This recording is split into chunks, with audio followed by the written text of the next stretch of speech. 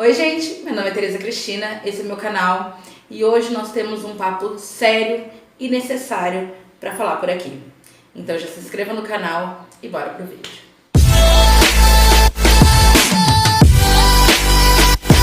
Tudo que eu vou falar aqui não é história fictícia, não é história de ninguém desconhecido, é a minha história, foi a realidade que eu vivi e eu quero passar para vocês a experiência de tudo isso. Diversas vezes a gente vê pessoas passando por situações e a gente fala assim, nossa, isso não é certo e tudo mais, mas a pessoa não consegue entender a situação que ela está vivendo. Ela não consegue perceber o quão ruim é tudo aquilo. Então nada melhor do que a gente contar a nossa história para que as pessoas percebam ou entendam e se livrem de um relacionamento abusivo. O meu relacionamento começou quando eu tinha 13 anos, quase 14. Sim, muito nova, eu sei, tá? Eu sei, mas aconteceu. E no começo eram situações muito sutis. Que tipo de sutileza? Esse short tá muito curto. Não é legal usar short muito curto. Troca esse short. Sempre com muita delicadeza, nunca muito agressivo, aliás, nada agressivo, tá? Era sempre assim, com um jeito doce, sabe? Adocicava algo que não era bom. Essas sutilezas de sinais eram coisas como: eu não quero que você vá buscar cerveja para sua mãe, porque isso não é coisa de menina fazer, sabe? Aquela coisa de menina e menino sempre foi muito... Ele sempre falou muito sobre... isso não é coisa de mulher fazer, isso não é coisa... mulher casada, mulher que namora, não pode fazer isso, sabe? E eu acreditava naquele padrão. Era um padrão assim tão surreal que ele terminava comigo com muita frequência. Eu ficava numa encruzilhada. De um lado, a minha mãe, se eu não buscasse, não me deixava ver ele, né? A gente brigava, era um transtorno. Por outro lado, se eu fosse buscar, ele brigava comigo, ele terminava comigo e ele me vigiava. Ele me vigiava pra tudo. Desde essa época ele me vigiava. E só hoje eu tenho essa consciência. Sempre que eu ia buscar, ele via. Se eu fosse escondido e tentasse, ele via. Resumindo, brigava, terminava e me fazia chorar. E ria enquanto eu chorava. Eu era muito dependente emocionalmente dele. E ele tinha total consciência disso. Total. Só quem demorou para ter consciência de tudo nesse relacionamento fui eu. Não podia pintar unha de vermelho. Ele sempre falou que quem pintava unha de vermelho era biscate, era puta. Prazer, a dona do cabaré. E mesmo com todos os términos, com todas as brigas, com todas as indas e vindas, nós fomos morar juntos.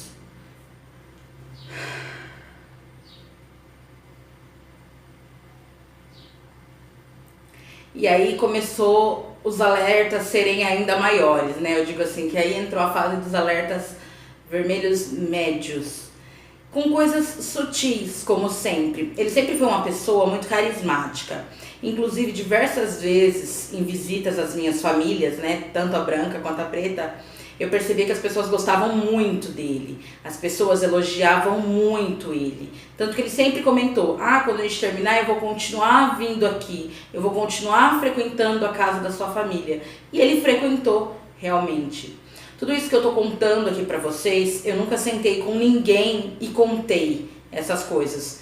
Talvez só com o Kel, né? Que é o meu atual noivo, marido, sei lá. Provavelmente com ele eu falei tudo isso porque eu sempre fui muito clara com ele, sempre contei tudo. Mas com a minha família, com a minha mãe, com meu pai, com minha irmã, sei lá, com qualquer pessoa, eu nunca sentei e contei o tipo de detalhe que eu tô contando aqui. Não contei por vergonha, não contei por medo, não contei por, sei lá, não contei porque a gente, vira e mexe, a gente voltava e eu achava que a culpa era minha. Simplesmente assim. Eu sempre achei que a culpa era minha. Ele sempre fez parecer que a culpa era minha, que era eu que provocava, que era eu que era bocuda, que era eu que era teimosa. Vocês vão entender melhor do que eu tô falando. Nos alertas médios, eram coisas do tipo... ele saía, trabalhava à noite, e saía Todo mundo sabia que ele saía. Todo mundo, especificamente as minhas amigas, sabiam que ele saía. Encontrava com ele em lugares e elas nunca me contaram. Não teve ninguém que tentou me alertar de nada. Nada, ninguém nunca tentou. As pessoas, tudo que eu sei hoje, tudo que eu descobri, eu soube, enfim, foi depois que a gente já tinha terminado. Que daí, eu não contei porque achei que você não ia levar a sério. Eu não contei porque achei até que você sabia. Sabe, coisas assim?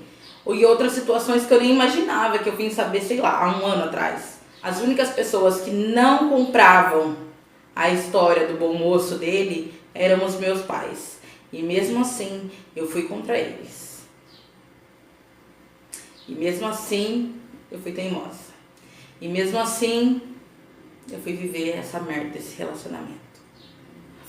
Inclusive, a gente não era de sair, não. Ele tava sempre cansado, não dava pra sair. É porque ele saía sem mim. Que as pessoas viam ele sair sem mim. Que as pessoas sabiam. Inclusive, ele deu em cima de todas as minhas amigas.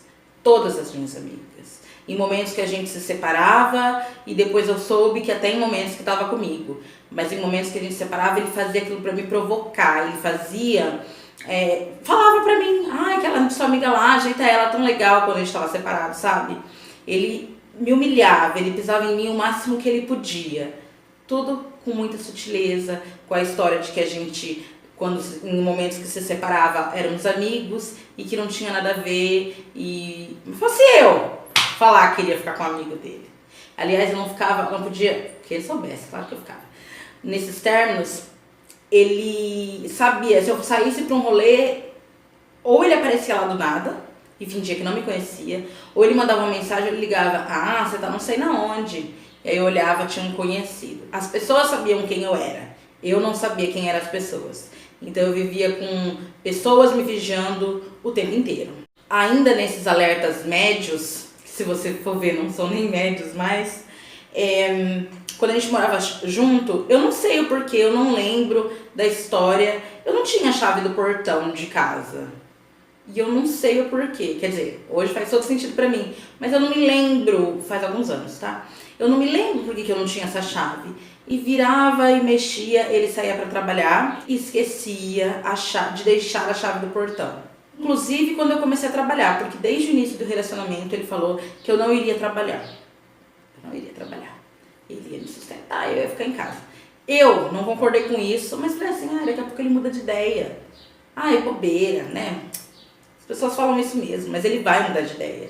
Eu sempre achei que ele ia mudar de ideia sobre as coisas, que eram só pensamentos bobos, que era só uma coisa da criação, ou sei lá, qualquer coisa que eu acreditei naqueles momentos. E quando eu comecei a trabalhar, que foi muito assim, sem querer, ele nem ligou muito, então eu falei assim, tá vendo, mudou mesmo, né? Bobeira.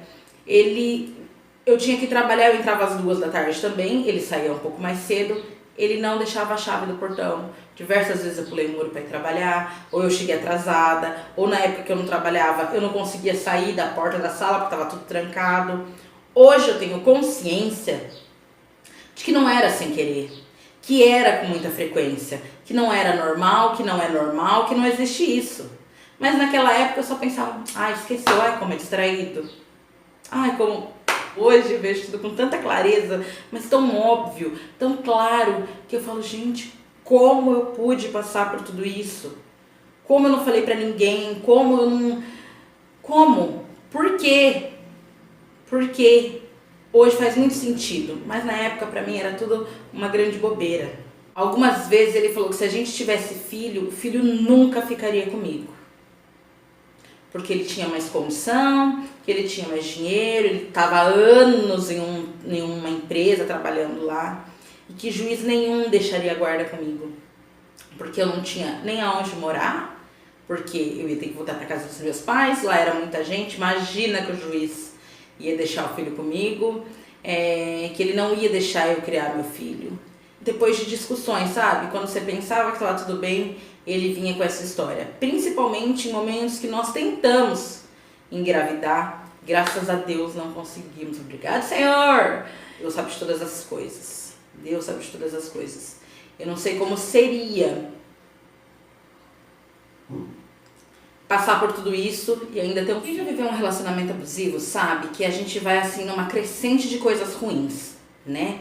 É uma coisa que proíbe, é algo que acha que não é legal, é uma discussão, um abuso psicológico, né? Que nada mais é quando ele dizia: se a gente tiver um filho, ele nunca vai ficar com você, nada mais é que um abuso psicológico, né? Entre todas as outras coisas que ele já tinha feito.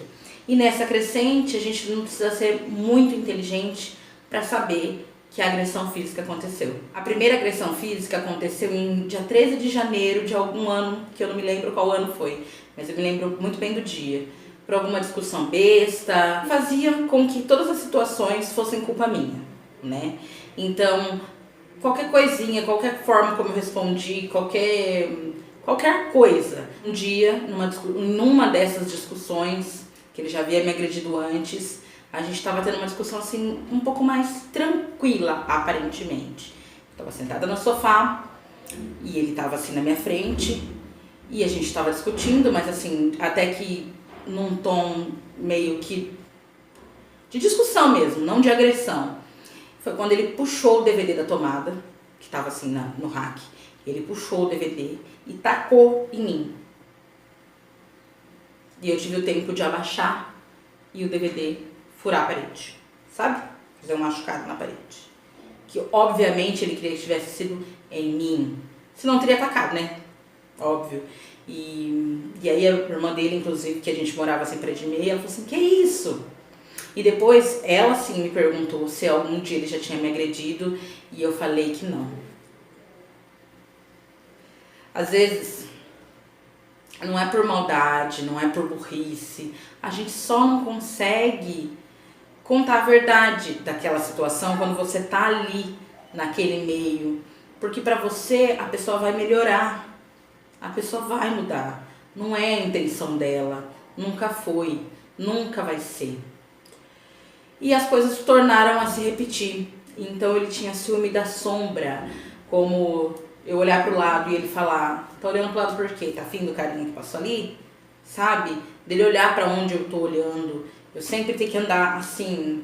Eu acho que por isso que hoje eu sou tão livre, sou tão...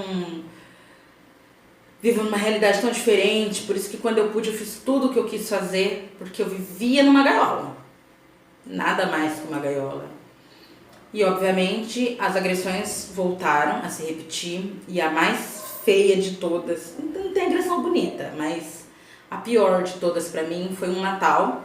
Até então, até eu ter o Kel, até eu ter a minha família que eu tenho hoje, eu odiava Natal. Eu e ele, todas as festas nós discutíamos. E nesse Natal específico, que eu também não me lembro o ano, a gente foi pra casa da mãe dele, a gente tava na casa de um colega dele, o que era raro, tá? Eu nunca estava perto de colegas dele, eu nunca estava perto de ninguém assim dele, nunca. E aí a gente tava naquele Natal e a gente tava na casa do colega dele, ele falou assim: ah, vamos lá na minha mãe, vamos. Então esse colega dele com a namorada. E já começou ele ficar esquisito porque o menino me ofereceu um engove, a gente ia beber, e o menino falou assim: ah, toma um comprimido pra você também, e deu pra namorada, e deu pra ele, e ele ficou bravo que o menino me ofereceu. Sabe, coisa assim, gente possessiva, louca, ele. E aí a gente foi pra casa da mãe dele, chegou lá, ele foi ficar com a família dele e deixou a menina e o colega dele assim de lado, e eu fiquei perto deles conversando. E aí, lá pelas tantas, eu falei assim: nossa, você nem deu atenção pros seus colegas, né? Você trouxe eles aqui, deixou eles de lado, chato isso, né? E aí, vamos sair. Ele, vamos sair. Eu nem lembro pra onde a gente ia. Eu sei que no meio do caminho, na avenida seguinte, a gente começou a discutir, porque eu falei que, né, que ele nem deu atenção pra mim, pros colegas dele, e ele quase bateu o carro no poste, assim, eu falei: presta atenção, vai bater o carro e tal. E aí a gente começou a discutir e ele me tirou do carro pelos cabelos. Na frente de todo mundo, porque os colegas dele estavam com a gente dentro do carro, no meio da rua, de uma avenida muito movimentada, e começou a me bater. E eu pedi ajuda pra menina que eu tinha acabado de conhecer, né, que era a namorada do colega dele, e pra ele tudo aquilo era normal, sabe? Toda aquela situação foi normal. machuquei o joelho nessa história, no outro dia cheguei na casa da minha mãe mancando. Obviamente eu não contei o que tinha acontecido. Eu já contei alguns pontos assim, mas nunca tivemos uma conversa assim, olha, aconteceu assim, assim, assim, assim, assim. Eu já contei uns pontos porque eu sou um pouco bocuda e eu acabo falando sim, mas não detalhes, não como eu me senti, não exatamente como foi tudo isso pra mim. E mesmo depois de tudo isso, fiz boletim de ocorrência, não dei continuidade, toda aquela situação que a gente já está acostumado a ver e que muitas vezes a gente fala assim, nossa, por que a fulana não sai disso? Por que a fulana tá vivendo aquilo? A gente não sabe os porquês das pessoas e mesmo com tudo, às vezes as pessoas não entendem o que está acontecendo. E por que elas não entendem? Porque às vezes ela não tem referência de algo melhor que aquilo. Eu sempre acreditei que o ambiente que você vive torna as coisas normais ou não normais. Então eu nunca vi um relacionamento muito tranquilo de ninguém assim à minha volta. Nunca tive referências que você fala assim, opa. Nunca tive também coragem de falar e nunca fui questionada com tanto afinco a ponto de contar, sabe? Porque as pessoas têm obrigação, jamais a obrigação era minha. Eu sempre coloquei a culpa em mim, mesmo sabendo que por muitas vezes não era, e hoje tendo a plena consciência de que a culpa não era minha. Era um problema dele, é uma coisa dele, da pessoa dele, que vai mudar ou não, mas que mulher não é reabilitação de macho escroto, né? As pessoas têm que parar de achar que a gente vai mudar alguém, porque a gente escuta tanto isso que eu acreditava nisso. Eu vou mudar ele, eu vou mudar, tá nas minhas mãos. A mulher sábia edifica a sua casa. As pessoas dizem isso sem te explicar o sentido daquilo. E a mulher sábia não edifica nada. Porque tem coisa que não tem solução, tem situação que a gente não precisa passar. E o mais importante de tudo, a culpa não é nossa. Não importa quando a gente conta. Não importa quando a gente está pronta para falar sobre aquele assunto. O que importa é o que a gente viveu. Que não é da nossa responsabilidade, da responsabilidade de quem fez. E normalmente a pessoa que ela é tóxica com a outra, ela abusa da outra, ela acaba com a vida da outra, ela é sempre menos culpada do que a própria pessoa que sofreu tudo aquilo, sabe? A vítima sempre é mais culpada. Por quê? Por que não saiu daquilo? Por que ficou vivendo aquilo? Por que não contou? A questão era por que a pessoa fez aquilo? Por que a pessoa deixou a outra naquele estado? Por que a pessoa agrediu? É essa a questão. E sempre vai ser a questão. Eu demorei anos para perceber isso. Eu fiquei com essa pessoa quase 10 anos da minha vida. Entre namoro de indas e vindas, morar junto, separar, ficar namorando depois de separar, né, de morar junto. E ainda ficamos um tempo assim, a gente se vê de vez em quando.